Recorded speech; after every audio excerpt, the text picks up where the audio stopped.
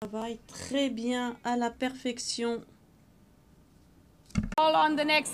Et je donne maintenant la parole à l'intervenant suivant. L'Assemblée va entendre l'allocution de son Excellence Prabowo Subianto, président de la République de l'Indonésie. Je demande au protocole de bien vouloir accompagner son Excellence et je l'invite à prendre la parole.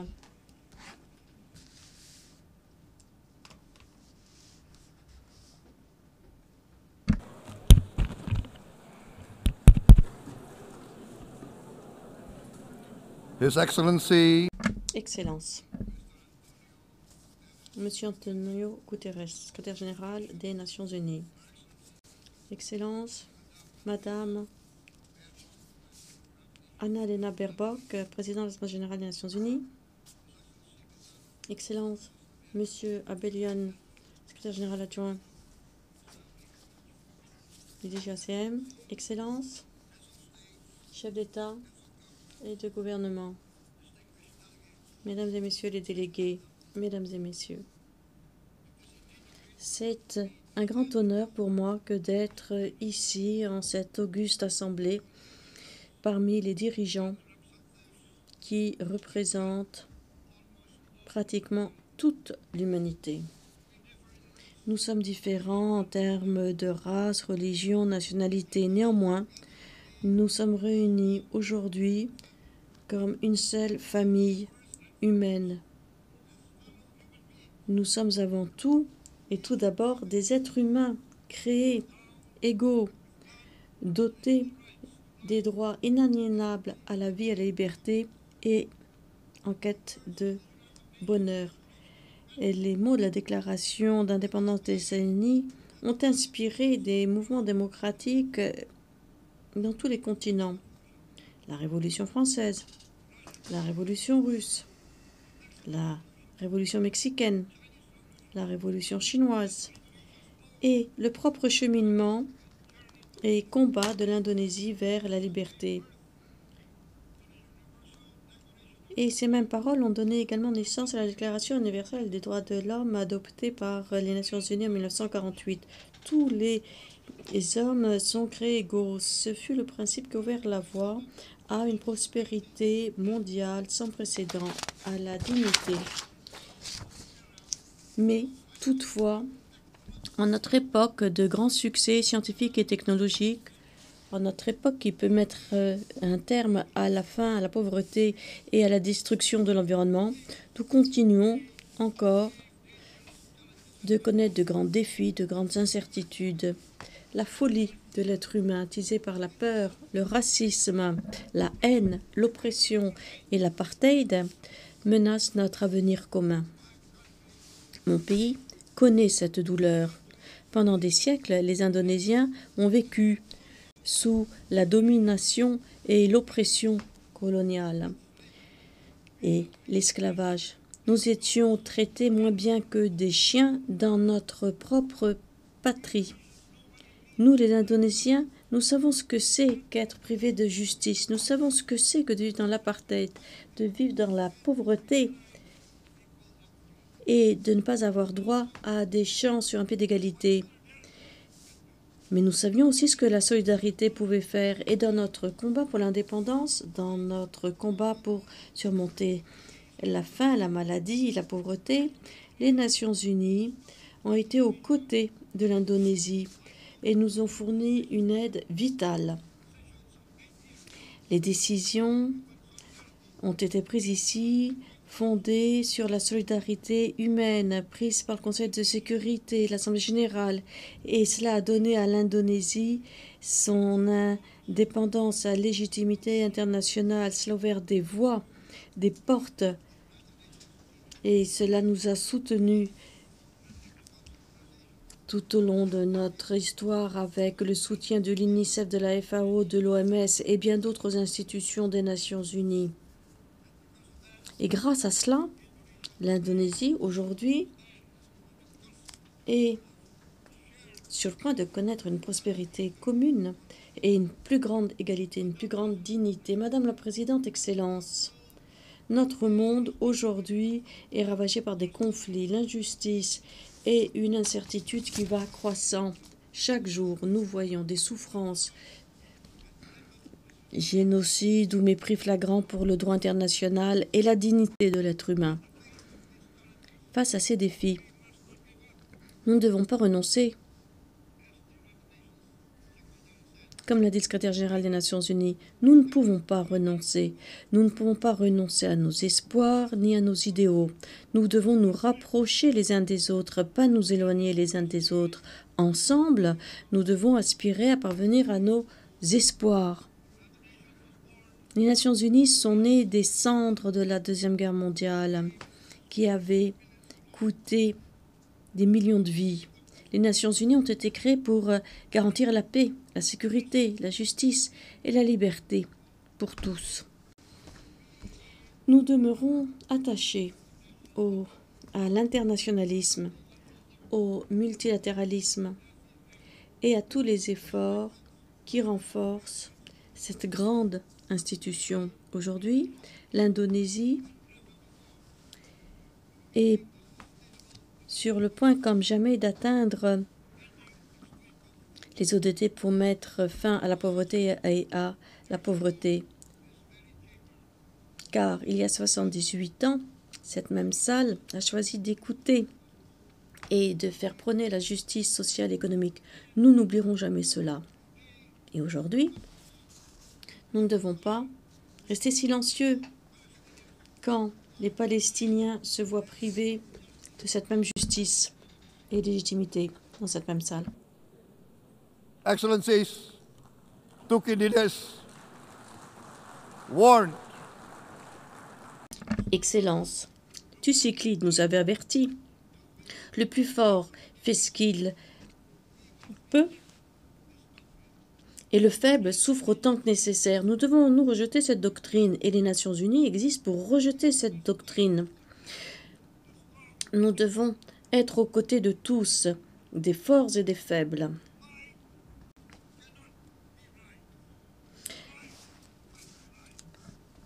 La force n'est pas le droit, c'est le droit qui est juste. L'Indonésie aujourd'hui apporte une des plus grandes contributions aux forces de maintien de la paix des Nations Unies. Nous croyons dans les Nations Unies et nous continuerons de servir là où la paix a besoin de casques bleus et pas avec des mots seulement, des paroles, mais avec des régiments sur le terrain. Si et quand le Conseil de sécurité et l'Assemblée générale le décident, l'Indonésie est prête à déployer 20 000, voire plus, de nos filles et fils pour aider à garantir la paix dans la bande de Gaza ou ailleurs. In Ukraine, En Ukraine, au Soudan, en Libye, partout où la paix doit être gardée, établie, nous sommes prêts, nous assumerons notre part du fardeau. Et nous sommes prêts à contribuer, pas seulement en fournissant nos filles et nos fils, mais financièrement également, pour aider à parvenir à la paix avec le concours des Nations Unies. Madame la Présidente, Excellence, je propose à cette Assemblée un message d'espoir, un message d'optimisme, fondé dans l'action et la mise en œuvre. Aujourd'hui, nous avons écouté le discours de Madame la Présidente, la Présidente de l'Assemblée générale des Nations Unies. Oui, ce qu'elle a dit est vrai. Sans l'Organisation internationale de l'aviation civile, pourrions-nous être ici, assis dans cette salle? Sans les Nations Unies, on ne peut pas être en sécurité. Aucun pays ne peut être en sécurité. Nous avons besoin des Nations Unies. Et l'Indonésie continuera de soutenir les Nations Unies. Même si nous continuons de mener nos combats, mais le monde a besoin de Nations Unies plus fortes. La population mondiale augmente, notre planète est sous tension. L'insécurité alimentaire, énergétique et hydrique hante nombre de pays. Nous choisissons de répondre à ces défis directement dans notre pays et d'aider à l'étranger où nous le pouvons. Cette année, l'Indonésie a enregistré la plus haute production de riz et a les plus grandes réserves de céréales de toute son histoire. Nous sommes maintenant autosuffisants pour le riz et nous avons commencé à exporter du riz dans d'autres pays qui en ont besoin, y compris en Palestine. Nous mettons en place des chaînes d'approvisionnement alimentaire fortes. Nous renforçons la productivité agricole. Nous investissons dans une agriculture compte tenu des changements climatiques pour garantir la sécurité alimentaire pour nos enfants et pour les enfants du monde. Nous avons confiance. Dans quelques années, l'Indonésie sera le panier à grains du monde. En tant que le plus grand État insulaire au monde, nous pouvons témoigner ici devant vous et vous dire que nous subissons déjà les conséquences directes du changement climatique. En particulier, la menace de l'élévation du niveau des mers. Le niveau de la mer sur la côte nord augmente de 5 cm chaque année. Pouvez-vous imaginer ce qui va se passer dans 10 ans, dans 20 ans, au nord de la ville de Kento? Et donc, nous sommes contraints de construire un mur de 480 km de long. Cela va nous prendre 30 ans, mais nous n'avons pas de choix. Nous devons commencer dès à présent. Aussi, nous avons choisi d'affronter les changements climatiques, et pas avec des slogans, mais par des mesures immédiates. Nous sommes engagés à honorer les obligations de l'accord de Paris de 2015. Nous avons pour but d'atteindre zéro net d'émissions d'ici 2060. Et nous avons confiance quant au fait que nous pourrons y parvenir bien plus tôt. Nous voulons replanter 12 millions d'hectares de terres dégradées pour réduire la dégradation des forêts, pour autonomiser les communautés locales en leur fournissant des emplois verts de qualité pour l'avenir. L'Indonésie passe d'un développement fondé sur les combustibles fossiles au développement fondé sur les sources d'énergie renouvelables. Dès l'an prochain, l'essentiel de notre capacité de production électrique supplémentaire proviendra de sources renouvelables. Notre objectif est clair, faire sortir tous nos citoyens de la pauvreté et transformer l'Indonésie en un centre de solutions pour la sécurité alimentaire, énergétique et hydrique. Madame la Présidente, Excellence, nous vivons une époque où la haine, la violence semblent les voies les plus fortes. Mais en deçà de cela, il y a une vérité plus silencieuse. Chaque personne aspire à vivre en sécurité, à être respectée, à être aimée, à aimer et à laisser un monde meilleur à ses enfants. Nos enfants regardent. Ils apprennent le sens de l'initiative, non pas dans les manuels, mais en regardant nos choix aujourd'hui. Une situation catastrophique se déroule sous nos yeux dans la bande de Gaza. À ce moment même, des innocents pleurent, implorant de l'aide, voulant vivre en sécurité. Qui va les sauver? Qui va sauver ces innocents? Qui va sauver les personnes âgées et les femmes? Des milliers d'entre eux sont face au danger alors que nous sommes assis ici et ils subissent des traumatismes, des dommages irréparables causés à leur corps. Ils meurent de faim. Pouvons-nous rester silencieux? Est-ce qu'il n'y aura pas de réponse à leurs appels? Allons-nous leur enseigner que la famille humaine peut relever le défi. Madame la Présidente, nous devons agir maintenant. Beaucoup d'intervenants l'ont dit. Nous devons agir pour un ordre multilatéral où la paix, la prospérité et le progrès ne sont pas le privilège d'une minorité, mais le droit de tous. Avec les Nations Unies plus fortes, nous pouvons ériger un monde où les faibles n'auront pas à souffrir à subir les souffrances par obligation, mais vivront dans la justice qu'ils méritent. Que l'humanité continue son cheminement vers ses idéaux, les aspirations dans l'abnégation qui ont créé les Nations Unies.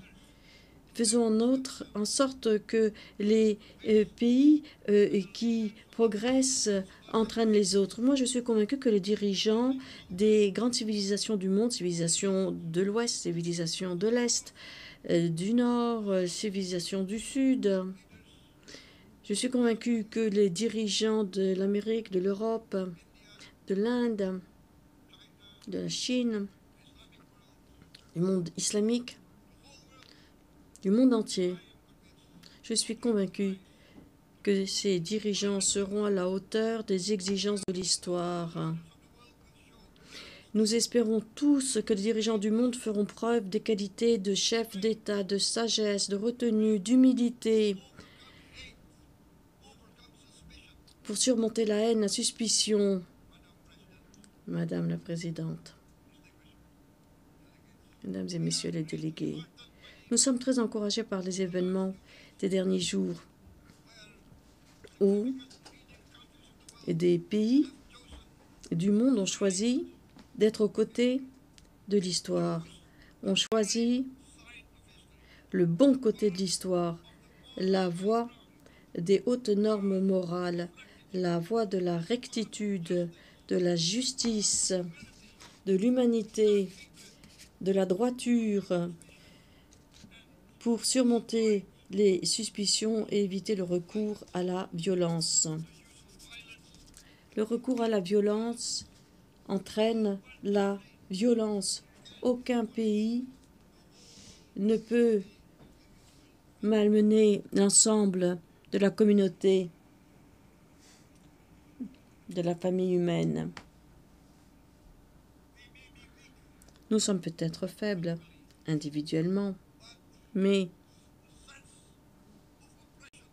le sentiment d'oppression, le sentiment d'injustice dans l'histoire de l'humanité, il s'est avéré que ce sentiment d'injustice, ce sentiment d'oppression unit, mobilise et crée une force qui permet de surmonter l'injustice, de surmonter l'oppression.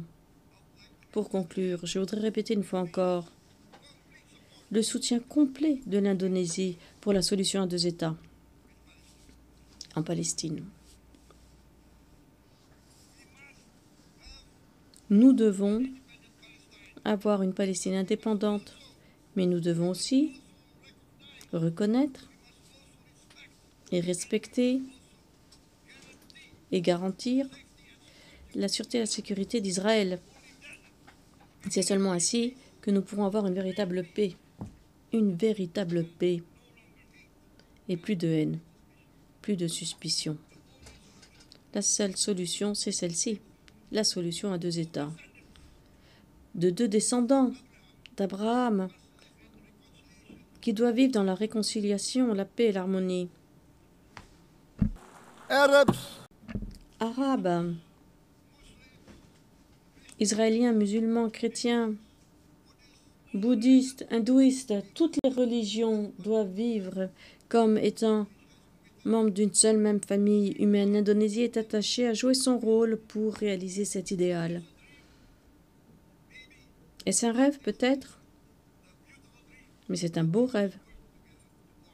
Et nous devons tous œuvrer pour sa réalisation. Œuvrons pour cet objectif noble.